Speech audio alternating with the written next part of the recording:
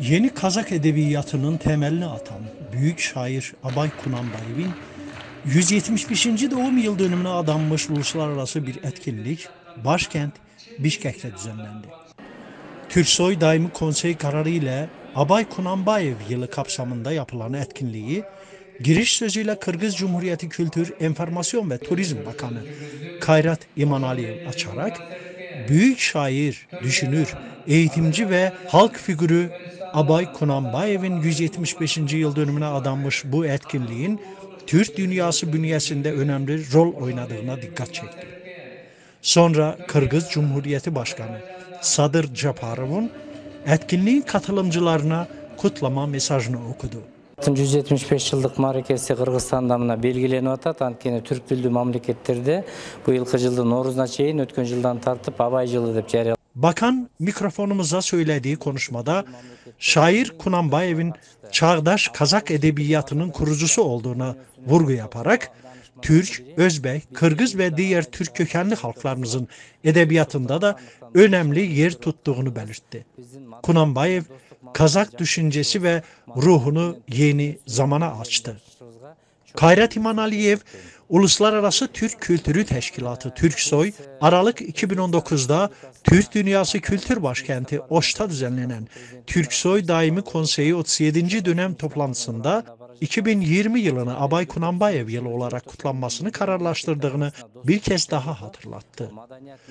Kazakistan'ın Kültür ve Spor Bakanı Aktotu Raimbekova da Kunanbayev'in doğumunun 175. yılı dolayısıyla düzenlenen etkinliğin kendileri için çok önemli olduğunu dile getirerek, çünkü Abay sadece Kazak halkının değil, tüm Türk dünyasının hatta insanlığın ortak değeridir.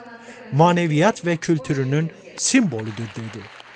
Kunanbayev'in kalemi ve düşünceleriyle bütün Türk dünyasının kalbini fethettiğini belirterek Raimkulova, şairin eşsiz çalışmalarının vatanına özverili hizmetin yanı sıra ulusal ve evrensel değerlere bağlılığın canlı örneği olduğunu kaydetti. Özbekistan Cumhuriyeti Kültür Bakan Yardımcısı Olimjon Mirzayev, Abay Kunanbayev büyük şair, bilgin, düşünür, eğitimci, yeni ulusal edebiyatın kurucusu, tercüman ve bestecidir. Kazak sözlü edebiyatının zenginliğini alan Abay, Doğu ve Batı'nın kültürel değerlerini sintezleyerek modern Kazak edebiyatının temelini oluşturdu diye konuştu. Etkinliğe katılan TÜRSOY Genel Sekreteri Düsen Kaseyinov da Kunanbayev'in Kazak edebiyatı ve dili için çok önemli çalışmalar yaptığının altını çizerek Abay Kazak düşüncesini ve ruhunu eskiden de kopmadan yeni zamana açtı ifadesini kullandı. Kaseyinov, Kunanbayev'in şiir ve düşünceleriyle İslam ve Türk tasavvufunun değerlerini de taşıdığını belirterek şairin eski ve yeni düşünceyi harmanlayarak bir Kazak düşüncesi oluşturduğunu dile getirdi. Kunanbayev'in bütün Kazak aydınlarının da ortak noktası olduğunu ifade ederek herkes onda kendinden bir şeyler buldu. Bütün Kazak ruhunu ve milli kimliğini inşa etmede bir aydının, yazarın bu kadar tesirli olabildiğini görmek doğrusu hayret edici diye konuştu. Büyük Kazak şairi Abay Kunanbayev'in 175.